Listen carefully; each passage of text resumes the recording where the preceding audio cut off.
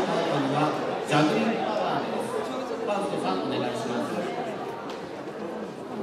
皆さん、こんにちは。はじめまして。私はファウストです。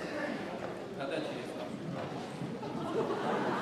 メキシコのグアダラハラから来ました。今日は趣味のことを話します。趣味はジャグリングです。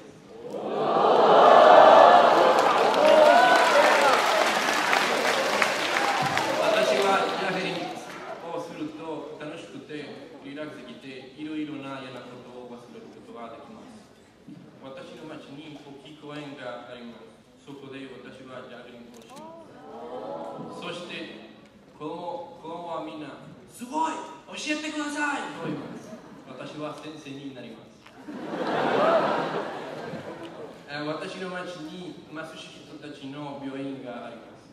そこで私はボランティアでジャグリングをしています。病院で私はピエロになります。名前もファウストじゃなくてアボノになります。私のジャグリングを見た人はみんなスマイルになります。そして病気のことを忘れることができます。私の気持ちも嬉しくなります。皆さん、パチアナと知っていますか？私はパチアに会ったことがあります。その時彼は言いました。どの人でも愛さなければなりません。そして愛することと笑うことは毎日笑わなければなりません。